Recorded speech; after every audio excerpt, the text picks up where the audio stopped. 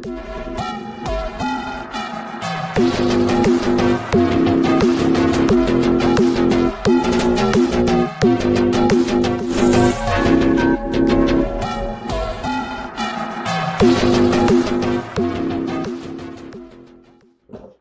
भाई, केमिस्ट्री की शुरुआत करते हैं फर्स्ट चैप्टर से। लेकिन सबसे पहले तो ये बताओ कि जो हमारा यूनिवर्स है, हालांकि इसमें केमिस्ट्री वगैरह में जो होता है तो वो पूरा मैटर वेटर के बारे में सब क्या करते हैं पढ़ते हैं, तो पहले तो थोड़ा सा शुरू से समझते हैं कि है क्या। ये बताओ कि जो हमारा यूनिवर्स है यानी कि ब्रह्मांड, बताओ कि ब्रह्मांड में क्या क्या है। अब ऐसे देखोगे तो बहुत सारी चीजें। ब्रह्मांड जो है वो केवल दो ही चीज़ों से क्या है, मिलकर बना हुआ है, ठीक है ना। तो इससे किससे आप आ जाओ क्या, पदार्थ जिसको द्रव्य है ना, इंग्लिश में क्या बोलते हैं, मैटर। कौन सा वाला मैटर, लड़ाई वाला नहीं, ठीक है ना, वही है। तो हो गया। और दूसरा क्या है, एनर्जी यानी कि ऊर्जा। तो चलो भाई, मैटर का डेफिनेशन बताओ थोड़ा सा। मैटर किसको कहते हैं, द्रव्य किसे कहते हैं? वाह अंग्रेजों, ठीक है। मतलब कि कोई भी वह वस्तु जिसका खुद का क्या हो, मास हो, द्रव्यमान हो, और वो इस जो एटम एटम बोल रहा हूँ, एटमॉस्फेयर जो है अपना, ठीक है ना, इसमें वो कुछ ना कुछ जगह क्या कर रहा हो, घेरता हो, स्पेस ऑक्यूपाइड करता हो, ठीक है ना। मतलब कि जिसका खुद का क्या हो, द्रव्यमान हो यानी कि मास हो, और कुछ जगह क्या करता हो, घेरता हो, ठीक है ना, यानी कि स्पेस ऑक्यूपाइड करता हो। कोई एग्जाम्पल दो थोड़ा सा इसका, कैसे?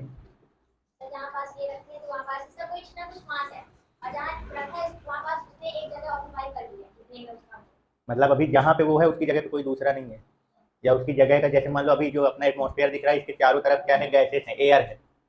अब अगर जैसे मान लीजिए ऑब्जेक्ट है, ठीक है ना, अभी मैं इसको यहाँ पे मान लीजिए, अभी जहाँ पे है उस जगह पर एयर नहीं है, क्योंकि उस जगह पे ये ऑब्जेक्ट आ चुका है, मतलब उसने एयर का वो जगह इसने क्या कर लिया, ऑक्यूपाइड कर लिया, घेर लिया। अभी इसको यहाँ से हटा दो तो यहाँ वापस एयर आ गया ना, अब इसने यहाँ का जगह घेर लिया।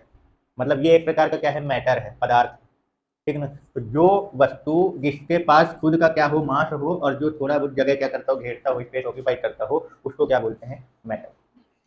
आप मैटर को क्या कर सकते हो, छू भी सकते हो। जो द्रव्य पदार्थ होते हैं इनको आप क्या कर सकते हो, देख सकते हो, और इनको छू भी सकते हो, ठीक है ना। ये पॉइंट को ध्यान रखना। मैटर जो होते हैं अपन इसको क्या कर सकते हैं, देख सकते हैं, और जो मैटर होता है इनको अपन क्या कर सकते हैं, छू भी सकते हैं, ठीक है, क्लियर हो गया। अब जरा एनर्जी के बारे में बताओ थोड़ा सा। एनर्जी की परिभाषा अगर अपन बताएंगे तो क्या बोलेंगे? वो तो ठीक है, देख नहीं सकते, डेफिनेशन बताओ पहले, वो तो बात की कहानी है। एनर्जी का मतलब क्या है, एनर्जी से क्या समझ में आता है? शक्ति, पावर, क्षमता। एनर्जी जो होती है ये इस प्रकार का मतलब कि क्वांटिटी है, यानी राशि है, जिसके बिना आप कोई काम नहीं कर सकते हो। खुद ही सोचो, अगर मान लो तुम्हारे शरीर में एक भी ऊर्जा है ही नहीं तो क्या तुम कोई काम कर पाओगे? कहने का मतलब ये होता है कि किसी भी काम को करने के लिए, जिस पूछा जाए अगर हम किसी काम को करना है तो उसके लिए सबसे ज़्यादा जरूरी चीज़ क्या है? तो सीधा सीधा से ये बोल सकते हैं कि किसी भी काम को करने की जो क्षमता होती है, कैपेसिटी, वही क्या कहलाती है, एनर्जी, ठीक है ना। कार्य को करने की क्षमता यानी कि कैपेसिटी, ठीक है, क्लियर हो गया। क्या इसको आप देख और छू सकते हो? ठीक है ना, यानी कि एनर्जी जो होती है अपन इसको देख नहीं सकते, ना ही छू सकते हैं, तो क्या कर सकते हो, क्या इसको आप क्या कर सकते हो, फील कर सकते हो, महसूस कर सकते हो, ठीक है, क्लियर हो गया, दोनों समझ में आए। तो देखो, पदार्थ जो होता है यानी जो द्रव्य होते हैं, मैटर, ठीक है, तो मैटर जो होता है जिससे बनता है उसकी जो संरचना होती है, मैटर जो हो गया, इसका जो अपन स्ट्रक्चर होता है, ठीक है ना, यानी कि इसकी संरचना के बारे में जब पढ़ते हैं, मैटर के स्ट्रक्चर यानी संरचना के बारे में, मैटर जिन चीज़ों से मिलकर बने, यानी पदार्थ जिन चीज़ों से मिलकर बने, कोई भी पदार्थ किससे बनता है, जो एटम होते हैं यानी परमाणु होते हैं उससे बनता है। परमाणु परमाणु यानी एटम एटम आपस में मिलकर मोलिक्यूल्स बनाते हैं, तो बहुत सारे जो मैटर होते हैं वो मोलिक्यूल्स से मिलकर बने होते हैं, यानी कि जो एटम हो गए और मोलिक्यूल्स हो गए। तो मैटर जिन चीज़ों से मिलकर बना हुआ है, जिसके जो भाग होते हैं उनके बारे में पढ़ना, एटम हो गया, मोलिक्यूल हो गया, इनका स्ट्रक्चर वगैरह यानी संरचना जो है, इसकी संरचना के बारे में पढ़ना, इनकी जो प्रॉपर्टी होती है यानी जो गुण होते हैं इनके बारे में पढ़ना। जो मैटर होता है उसका निर्माण यानी फॉर्मेशन जो होता है, ठीक है ना, निर्माण यानी बनना, ठीक है, ये सब के बारे में पढ़ना। क्लियर हो गया ये। और जैसे कोई भी पदार्थ है द्रव्य मैटर, उसका एनर्जी के कारण, ऊर्जा के कारण इसकी संरचना में, जैसे इसके कारण इसके स्ट्रक्चर में या किसी भी उसकी प्रॉपर्टी में यानी कि गुण में क्या प्रभाव पड़ता है, इन सब चीज़ों के बारे में जो अपन लोग पढ़ते हैं वो किसके अंदर पढ़ते हैं अपन लोग? केमिस्ट्री के अंदर पढ़ते हैं। किसके अंदर पढ़ते हैं? केमिस्ट्री यानी कि रसायन विज्ञान में पढ़ते हैं। क्लियर हुआ कुछ कि अपन रसायन विज्ञान यानी कि केमिस्ट्री में क्या चीज, किन चीज़ों के बारे में पढ़ते हैं? जो द्रव्य होता है यानी जो मैटर होते हैं, पदार्थ, तो पदार्थ जो होता है वो कैसा है, किस प्रकार का है, उसकी क्या प्रॉपर्टी है, क्या गुण है उसके, उसकी संरचना कैसी है, ठीक है ना, उस पदार्थ का, मैटर का इन्वायरमेंट में किस प्रकार का बिहेव है यानी कैसा व्यवहार करता है वो जिन पार्टिकल्स से, जिन एटम्स से, जिन मोलिक्यूल्स से मिलकर वो बना हुआ है, उन एटम्स और मोलिक्यूल्स का कैसा स्ट्रक्चर है, उनकी क्या प्रॉपर्टी है। ठीक है, क्लियर हो गया। एटम और मोलिक्यूल्स जो होते हैं इनके बीच में, जैसे एक मोलिक्यूल हो गया और दूसरा मोलिक्यूल हो गया, उन दोनों मोलिक्यूल्स के बीच में कैसा रिलेशन है, कैसा संबंध है, इन सब के बारे में पढ़ना। और एनर्जी जो होती है इसके कारण मैटर के स्ट्रक्चर में, उसके बिहेव में कैसा परिवर्तन आता है।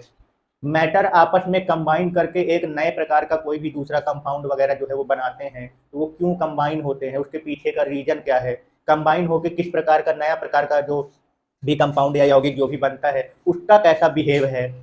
तो ये सब जो अपन लोग पढ़ते हैं वो सब किसके अंदर पढ़ते हैं? केमिस्ट्री, रसायन विज्ञान।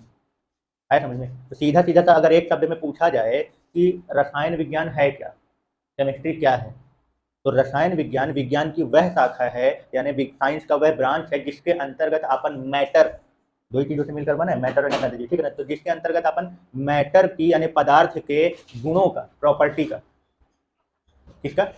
गुण, प्रॉपर्टी का क्या करते हैं अपन? स्टडी करते हैं, उसका स्ट्रक्चर वगैरह का स्टडी करते हैं। और मैटर का एनर्जी के बीच में जो भी इंटरएक्शन यानी अंतर क्रियाएं होती हैं, उस अंतर क्रिया का इसमें क्या प्रभाव पड़ता है और कैसा परिवर्तन आता है, उन सब चीज़ों के बारे में जो क्या करते हैं अपन पढ़ते हैं। आई बात समझ में? तो रसायन विज्ञान की परिभाषा बना लोगे, ठीक है? देखा हो कुछ वो आगे पीछे, जैसे नया दे दे। चलो, केमिस्ट्री की अगर बात करते हैं तो इसको, ये जो शब्द है ये कहाँ से लिया गया है? केमिस्ट्री शब्द, ये जो लैटिन वर्ड होता है ना, लैटिन वर्ड, सही है स्पेलिंग? नहीं ऐसे होता है, मैं वो तो रिमार्क है। चलो, लैटिन वर्ड जो होता है, लैटिन वर्ड कीमिया, क्या है? कीमिया, इससे लिया गया है। इसका मतलब क्या होता है कीमिया का? ब्लैक कलर, हाँ, काला रंग, बना है ना काला रंग वाला गाना। ये क्या है, ये कहाँ से मतलब कैसे? देखो क्या है कि मतलब काफ़ी पुराना, जैसे मतलब जब शुरुआत हुई थी तो पहले का क्या था कि मतलब कि जो कलर होता है रंग बनाने के लिए क्या करते थे, अलग अलग पदार्थों का आपस में क्या करते थे, मिक्सचर तैयार करते थे कलर बनाने के लिए, रंग बनाने के लिए, तैयार करने के लिए, ठीक है ना। तो जब देखें कि उन्होंने देखा कि जो कलर, जो अपन जो अलग अलग पदार्थ को आपस में मिक्सचर जब तैयार कर रहे हैं तो उससे एक अलग प्रकार का कलर तैयार हो रहा है। वो कलर जो तैयार हो रहा है वो क्या है, एक प्रकार की, वो एक प्रकार की प्रॉपर्टी है। क्या है? प्रॉपर्टी है, गुण है वो। जो पहले कुछ और था अलग अलग पदार्थों का, उनको आपस में मिला दिए तो उनका कलर चेंज हो गया, मतलब उसकी जो नया चीज अपने पास जो मिलकर आया उसका प्रॉपर्टी क्या हो चुका है, चेंज हो चुका है। तो वहीं से इसका थोड़ा सा क्या है मतलब कि इस शब्द का मतलब बताएं ना, केमिस्ट्री क्या होती है, केमिस्ट्री के अंदर क्या पढ़ते हैं अपन? जो मैटर होते हैं, जो पदार्थ होते हैं, उसका अपन लोग क्या करते हैं, गुणों का ही ना अध्ययन करते हैं, प्रॉपर्टी का ही ना स्टडी करते हैं। तो ये जो कलर है ये प्रकार की क्या है, प्रॉपर्टी ही है। तो यहीं से, इसी से यानी कीमिया वर्ड से ही क्या किया गया है, इस शब्द को क्या किया गया है, बनाया गया है। ठीक है, क्लियर हो गया? कोई डाउट? तो उसका जनक किसको बोला जाता है? पापा, फादर, मॉडर्न केमिस्ट्री के। मॉडर्न केमिस्ट्री के फादर पापा इनको कहा जाता है, लैवोसिए नाम है। क्लासिफिकेशन ऑफ मैटर पढ़ते हैं, पदार्थ जो है ना, पदार्थ का क्लासिफिकेशन करना है, वर्गीकरण। क्लासिफिकेशन का मतलब क्या होता है? वर्गीकरण। मतलब पूछ रहे हैं। इसको अच्छे से डिफाइन करेंगे। तो मतलब बांटना नहीं, अलग-अलग प्रॉपर्टी से उसको बांटना। मतलब कि कितने प्रकार के हैं, टाइप समझना। क्लासिफिकेशन ऑफ मैटर यानी पदार्थों के प्रकार समझना कि कितने प्रकार के हैं, ठीक है। तो पहला क्लासिफिकेशन जो किया गया है, मतलब वो किस बेस पे किया गया है? हाँ, मतलब कि जो दो है, एक केमिकल के हिसाब से, केमिकल क्लासिफिकेशन यानी कि रासायनिक वर्गीकरण, और दूसरा फिजिकल क्लासिफिकेशन यानी कि भौतिक वर्गीकरण। तो ये क्या है क्लासिफिकेशन? केमिकल क्लासिफिकेशन कैसे मतलब किया है, और फिजिकल क्लासिफिकेशन मतलब क्या है? इससे क्या समझ में आ रहा है कि किस बेस पर ये क्लासिफिकेशन है? इसमें क्या देखा जाएगा? उसके अंदर की प्रॉपर्टी की हाँ, वो क्या गुण के आधार पे, है ना, ये प्रॉपर्टी के आधार पे कि उनका जो प्रॉपर्टी यानी कि गुण, मतलब केमिकल प्रॉपर्टी के हिसाब से, ऐसा बोल सकते हो कि केमिकल प्रॉपर्टी के हिसाब से, रासायनिक गुण के आधार पे, वो फिजिकल प्रॉपर्टी के बेस पे, ठीक है ना। इसको क्या किया जाता है? फिजिकल प्रॉपर्टी यानी कि ये केमिकल प्रॉपर्टी के हिसाब से हो जाएगा, और ये फिजिकल प्रॉपर्टी के हिसाब से। क्योंकि देखो केमिस्ट्री में अपन पूरा जो पढ़ते हैं वो प्रॉपर्टी के बारे में ही पढ़ते हैं, किसी भी मैटर के पदार्थ के प्रॉपर्टी के बारे में पढ़ते हैं। तो प्रॉपर्टी भी दो प्रकार की होती है, एक केमिकल प्रॉपर्टी और एक फिजिकल प्रॉपर्टी, एक रासायनिक गुण और एक भौतिक गुण। तो उसके बेस पे इसका क्लासिफिकेशन कितने तरीके का हो गया? दो प्रकार। आया समझ में, ठीक है ना। तो फिजिकल क्लासिफिकेशन जो होता है, इसमें क्या देखा जाता है, जो मैटर होते हैं उसके स्टेट के बारे में देखते हैं कि वो किस अवस्था में पाया जाता है, ठीक है ना। तो स्टेट कौन कौन से होते हैं? सॉलिड लिक्विड गैस मेन तो यही वाले हैं, बाकी दो और होते हैं, प्लाज्मा और बोस अनसाइन, ठीक है ना। तो ये हो गया सॉलिड, लिक्विड और गैस, क्लियर। और द्रव और गैस, ये मैटर का जो क्लासिफिकेशन है वो किसके बेस पे है? फिजिकल प्रॉपर्टी के बेस पे, ठीक है। लो बताओ भैया, केमिकल क्लासिफिकेशन के बेस पे कितने प्रकार के क्लासिफाई किए गए हैं? पहला, रासायनिक वर्गीकरण के आधार पे पदार्थ को कितने प्रकार के डिवाइड किया गया? कौन कौन से? मिक्सचर और यानी कि शुद्ध पदार्थ और अशुद्ध, शुद्ध पदार्थ यानी प्योर सब्सटेंस, और मिश्रण यानी कि मिक्सचर, जिसको आप क्या बोल सकते हो? मिक्सचर को इम्प्योर सब्सटेंस भी क्या कर सकते हो, बोल सकते हो। तो चलो बताओ, प्योर सब्सटेंस की अगर बात की जाए तो प्योर सब्सटेंस में कौन कौन से पदार्थ जो है वो आते हैं यानी मैटर?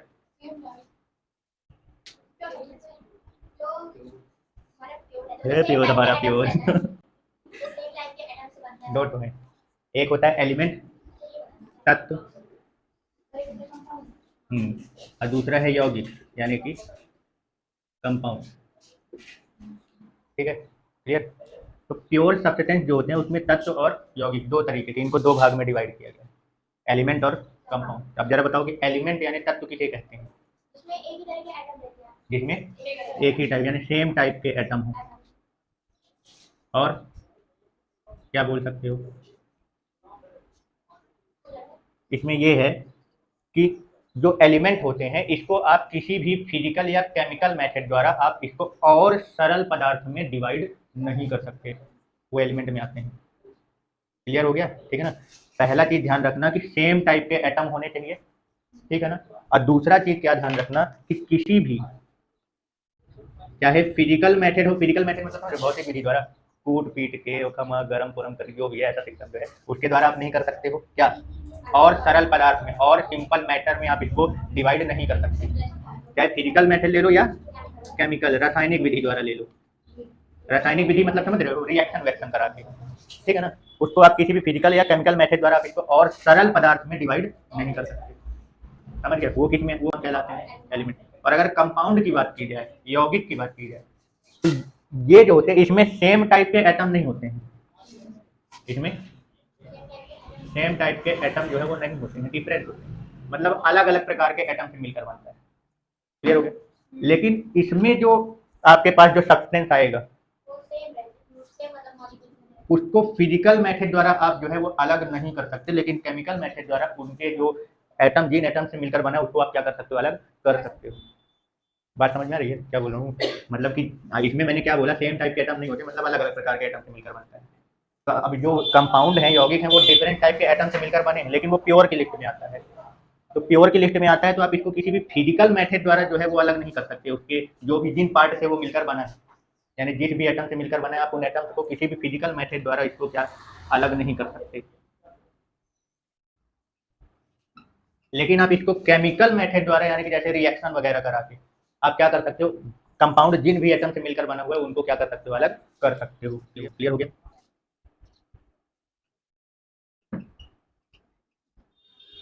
तो इनके एग्जाम्पल्स की अगर बात करते हैं तो जो एलिमेंट है, जैसे सेम टाइप के एटम होते हैं, ठीक है ना, तो ये मोनो एटॉमिक भी हो सकते हैं, डाई एटॉमिक भी हो सकते हैं, ट्राई एटॉमिक भी हो सकते हैं, टेट्रा एटॉमिक भी हो सकते हैं, पता नहीं कितने एटॉमिक हो सकते हैं।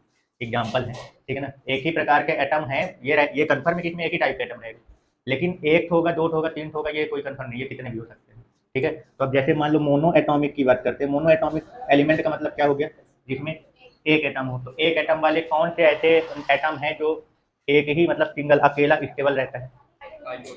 हाइड्रोजन स्टेबल रहता है अकेले फॉर्म में, मोनोएटॉमिक फॉर्म में। नोबेल गैस वाले जितने भी हैं वही बस हैं जो अकेले क्या है, स्टेबल है। ठीक है ना, यानी कि हीलियम हो गया, नियॉन हो गया, आर्गन, क्रिप्टॉन, जेनॉन, रेडॉन, ये ऐसे एलिमेंट हैं जो मोनो एटॉमिक के फॉर्म में क्या है, स्टेबल होते हैं। ठीक है ना, क्लियर हो गया? तो एलिमेंट डाई एटॉमिक भी हो सकते हैं। तो डाई एटॉमिक में कौन कौन से एग्जांपल ले सकते हो, जैसे हाइड्रोजन H2 हो गया, ठीक है ना, O2 हो गया, N2 हो गया, ठीक है ना, इस तरीके के काफ़ी सारे, Cl2 हो गया, बहुत सारे हैं डाई एटॉमिक के फॉर्म में। ठीक, ट्राई एटॉमिक के फॉर्म में बताओ कौन कौन से हैं?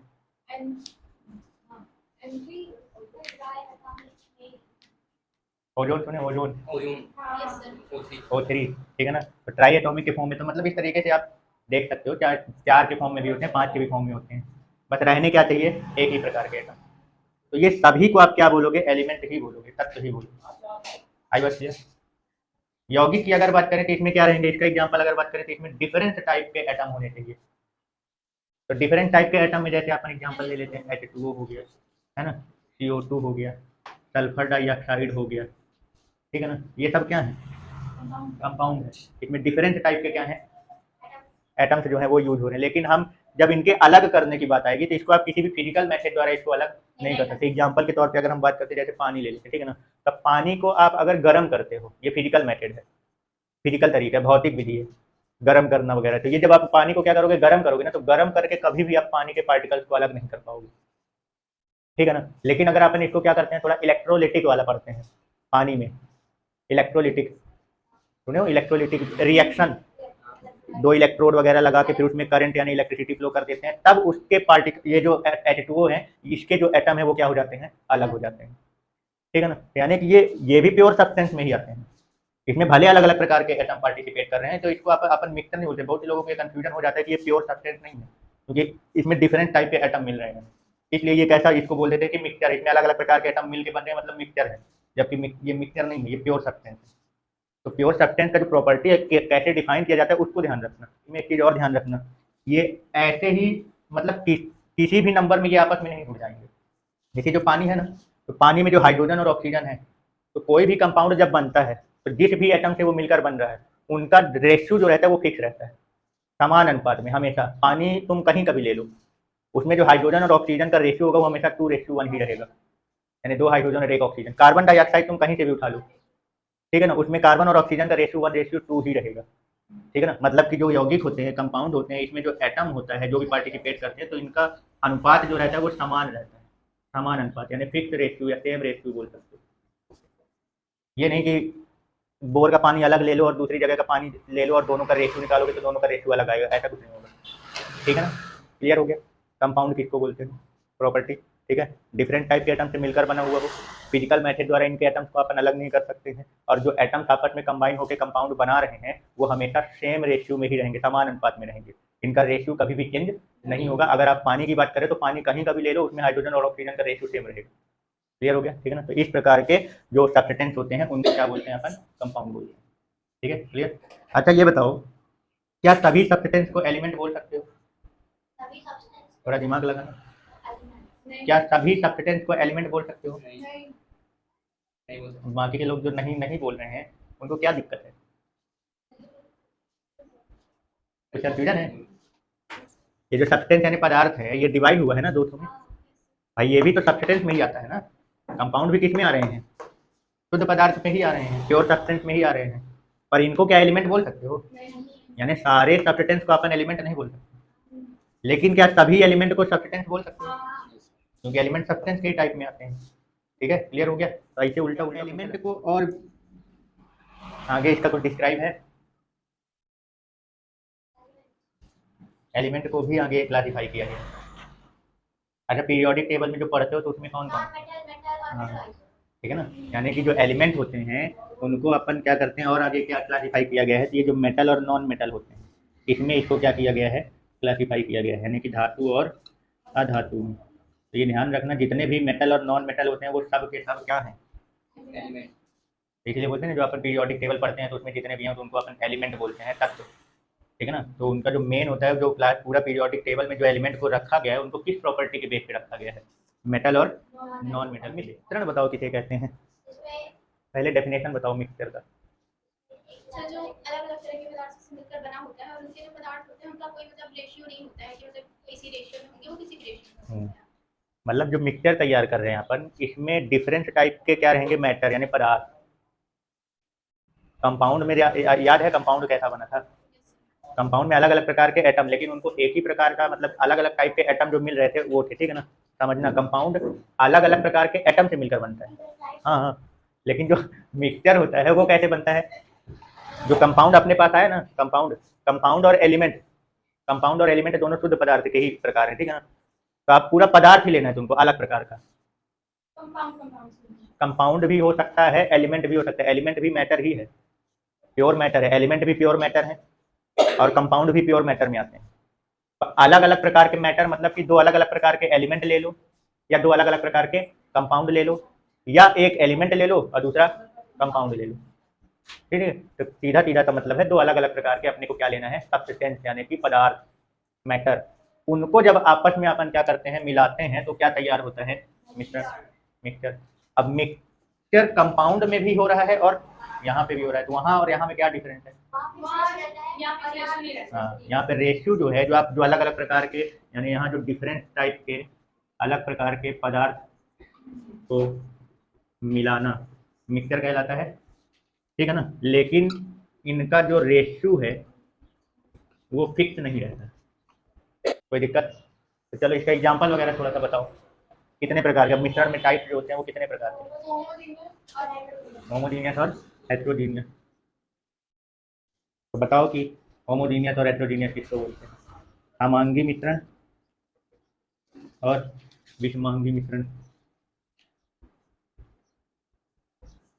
बताओ किसको बोलते हैं?